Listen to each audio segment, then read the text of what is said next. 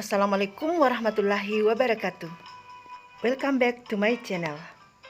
Seri belajar di rumah dibuat untuk membantu adik-adik belajar online dalam rangka mencegah penyebaran virus corona. Pada kesempatan ini, saya akan membahas tentang naratif teks yang merupakan salah satu materi dalam pembelajaran bahasa Inggris baik di SMP maupun di SMA. How are you today? I hope all of you are fine. Now, let's stop coronavirus by staying at home. Apa sebenarnya itu naratif text?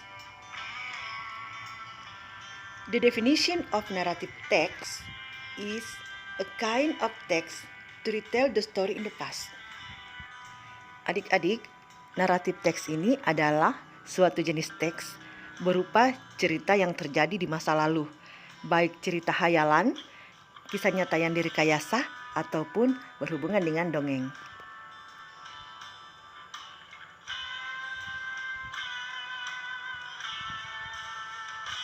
The purpose of narrative text is to entertain or to amuse the readers or listeners about the story. Tujuan dari naratif teks adalah untuk menghibur pembaca atau pendengar dari suatu cerita.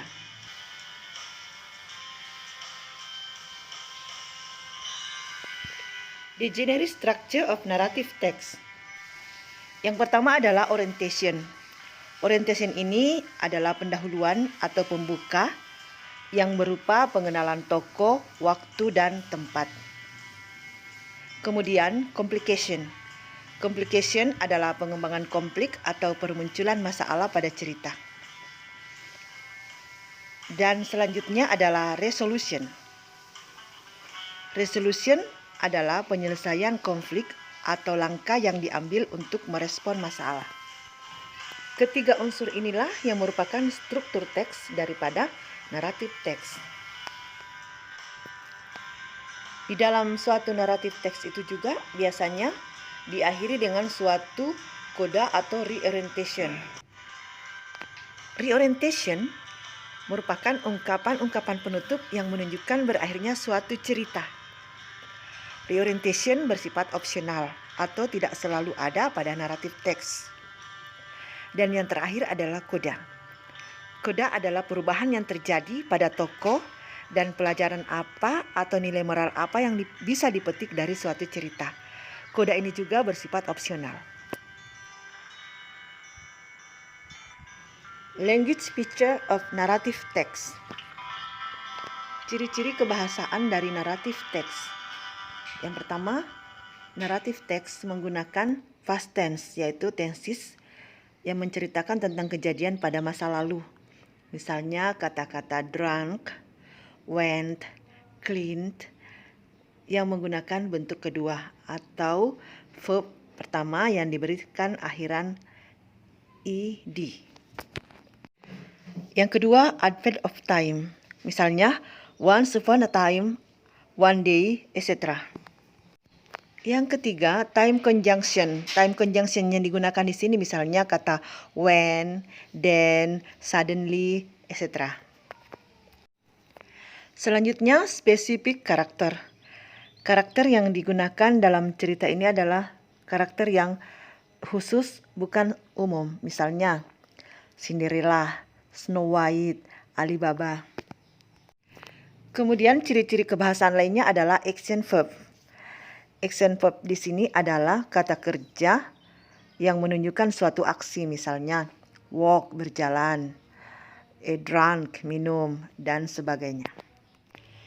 Ciri-ciri kebahasaan yang terakhir dari naratif teks adalah direct speech.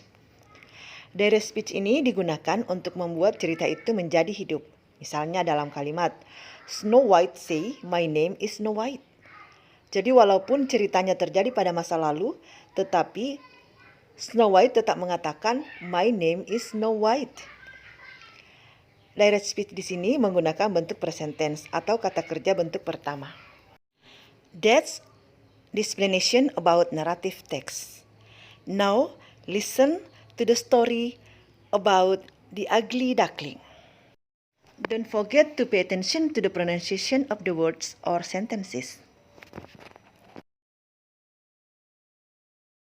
The Ugly Duckling. It was spring, and Mother Duck was sitting on her eggs. One day, her eggs started to break open. Soon, 6 small, beautiful yellow ducklings and 1 big gray duckling came out of the eggs. The gray duckling had big eyes and was ugly, but Mother Duck loved him. Sometimes the ugly duckling felt sad because he did not look like any of his brothers, and they didn't want to play with him. Every day, he went to the pond and asked the birds, "Do you know any ducklings with gray feathers?" But they all said no. He didn't ask the swans because he was shy. They had long necks and white feathers. They were very beautiful. He looked at himself in the pond and felt even sadder. It was winter, so Mother Duck took her ducklings to the warm barn. The ugly duckling couldn't wait to go to the pond again. He wanted to see the beautiful swans. Soon, it was spring again, and the ugly duckling ran to the pond. The ugly duckling looked at himself and was surprised. "Is that me?" he asked. You see, he wasn't a gray duckling. He was a beautiful swan. All the other swans wanted to be his friend. "We're swans like you," they said. "We are happy to meet you." The young swan smiled. He rustled his feathers, curved his slender neck, and cried joyfully, "I never dreamed of this. I am so happy." How about the story?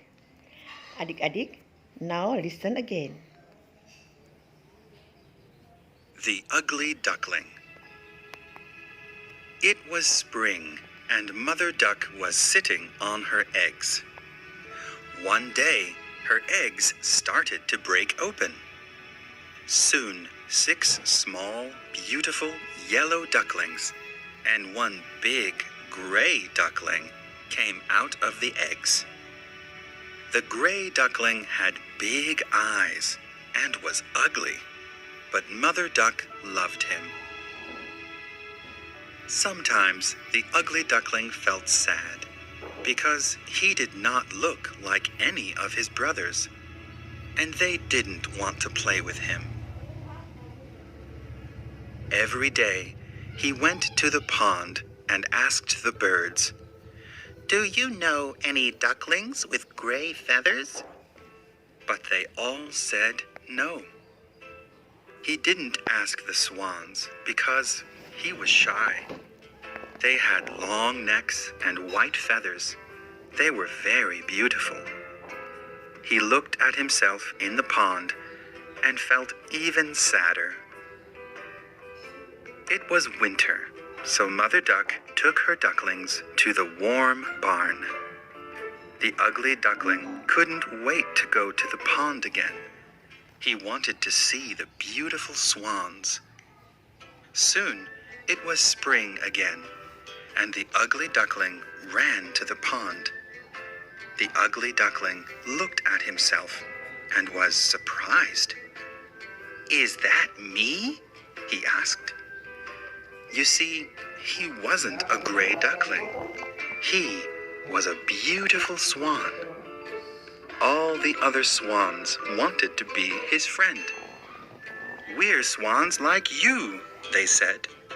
"We are happy to meet you." The young swan smiled. He rustled his feathers, curved his slender neck, and cried joyfully, "I never dreamed of this. I am so happy." I hope you enjoy the story about the ugly duckling. Untuk lebih memahami daripada cerita ini, adik-adik bisa menerjemahkannya ke dalam bahasa Indonesia. Selamat mencoba. Semoga bermanfaat. Assalamualaikum warahmatullahi wabarakatuh. Sekali lagi, let's stop coronavirus by staying at home.